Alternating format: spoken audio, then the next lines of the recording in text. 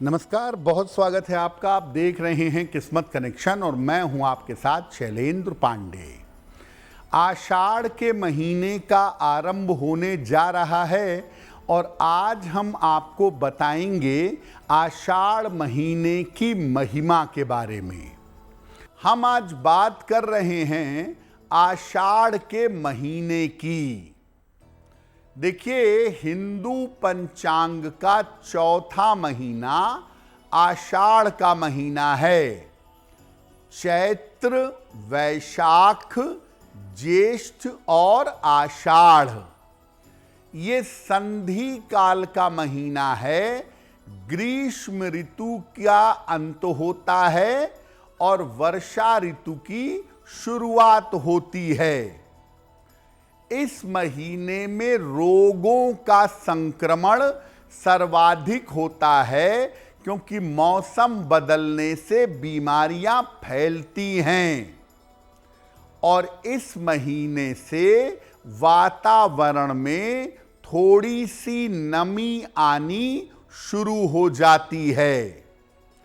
आषाढ़ के महीने को शास्त्रों में कामना पूर्ति का महीना भी कहा जाता है। इसका नाम आषाढ़ इसलिए है क्योंकि आषाढ़ महीने की पूर्णिमा तिथि को पूर्वाषाढ़ा या उत्तराषाढ़ा नक्षत्र सामान्यतः रहता है। इस बार आषाढ़ का महीना 1 जुलाई से आरंभ हो रहा है और ये 29 जुलाई तक रहेगा। अब आपको बताते हैं कि आषाढ़ के महीने में कौन कौन से व्रत आते हैं, पर्व आते हैं, त्योहार आते हैं। आषाढ़ मास के पहले दिन किसी निर्धन व्यक्ति को या ब्राह्मण को खड़ाऊं, छाता, नमक या आंवले का दान किया जाता है। इसी महीने में भगवान श्री जगन्नाथ जी की रथ यात्रा भी निकाली जाती है। आषाढ़ के महीने में सूर्य देव की पूजा होती है और आषाढ़ शुक्ल पक्ष में गुप्त नवरात्रि का पर्व भी मनाते हैं, यानी देवी की उपासना करते हैं।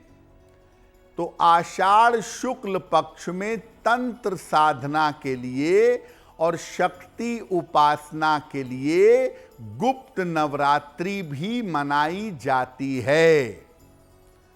और आषाढ़ शुक्ल एकादशी को देवशयनी एकादशी आती है, जब भगवान विष्णु शयन के लिए या योग निद्रा में चले जाते हैं और आषाढ़ शुक्ल एकादशी से अगले 4 महीने तक शुभ कार्यों की वर्जना होती है, शुभ कार्य मना होते हैं।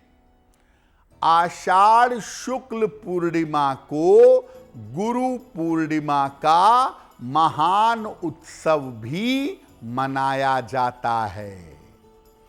तो आषाढ़ का जो महीना है, इसमें पर्व त्योहार बड़े महत्वपूर्ण हैं और सबसे बड़ा जो पर्व है वो गुरु पूर्णिमा का पर्व है।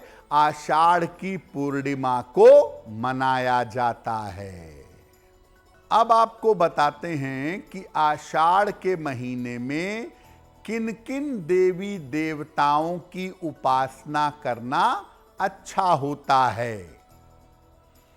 देखिए, आषाढ़ के महीने में सबसे ज्यादा फल देने वाली उपासना अपने गुरु की होती है।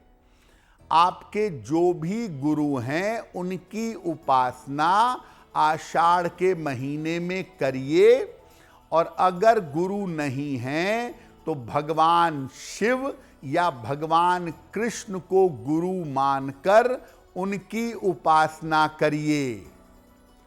इसके अलावा आषाढ़ में गुप्त नवरात्रि में माता दुर्गा की, देवी की उपासना करना भी शुभ होगा। श्री हरि विष्णु की अगर आषाढ़ के महीने में उपासना करें तो संतान प्राप्ति का वरदान आपको मिलेगा। आषाढ़ के महीने में अगर आप जल देव की, वरुण देव की उपासना करें तो धन की प्राप्ति सरल हो जाएगी। और अगर आप आषाढ़ के महीने में मंगल और सूर्य ग्रह की उपासना करते हैं तो ऊर्जा का स्तर बना रहता है।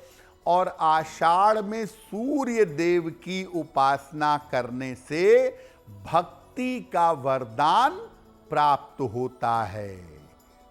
देखिए, आषाढ़ महीने का संबंध है पूर्वाषाढ़ा नक्षत्र से या उत्तराषाढ़ा नक्षत्र से।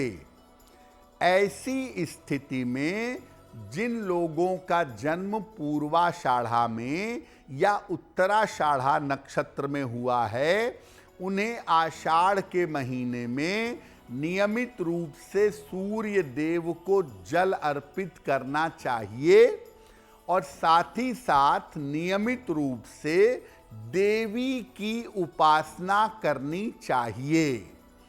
अगर आपका जन्म पूर्वाषाढ़ा या उत्तराषाढ़ा में हुआ है, धनु या मकर राशि है आपकी, तो ऐसी सिचुएशन में आप देवी के मंत्र का जप करें और सूर्य भगवान को जल चढ़ाएं।